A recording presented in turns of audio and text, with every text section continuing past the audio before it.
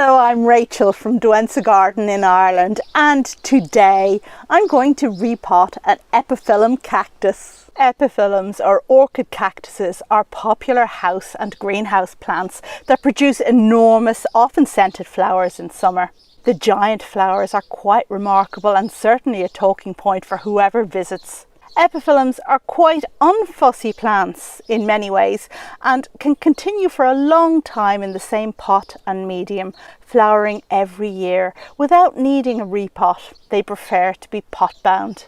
There are a few indications that your epi needs a repot. The first is when a regularly flowering plant stops flowering, or when roots start to come up out of the pot or through the base. Another indication might be when the top growth becomes so tall that it unbalances the plant or looks very disproportionate. Apart from this, young plants do need regular repotting until they get to flowering size.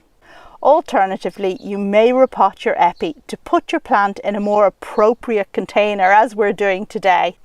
In any case, if your plant needs a repot, it's best done about a month after blooming. Today I'm repotting Epiphyllum ackermanii, which has a pendulous habit. For this reason, I choose to pot this in a plastic hanging basket. Sometimes terracotta is the best choice for epipots because it helps weight the top-heavy plants, stopping them from falling over. Alternatively, you can place a plastic pot in a terracotta one.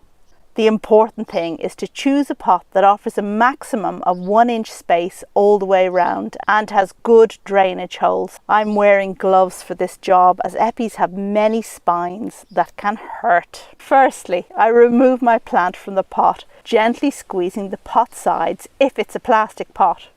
You can soak the plant to make this job easier, but you may need to use a blunt knife to detach the plant from the pot edges. Epiphyllum root balls typically look like this, very dense and crowded. If any loose soil knocks off easily, let it. Otherwise, leave the root ball intact. For my potting mix, I use 1 part inorganic to 1 part organic. The inorganic component of the mix can be perlite, orchid bark or horticultural grit. I'm using horticultural grit to help weight the plant better. I'm using ordinary potting compost for the organic 50%. Your recipe may vary depending on your climate. Place your plant in the pot and backfill with your mix, burying it to the same level as before. Firm down well. Place your plant in a slightly shaded position and withhold water for about a week until it has a chance to adjust. May your plant go on to flower magnificently for you. Happy growing!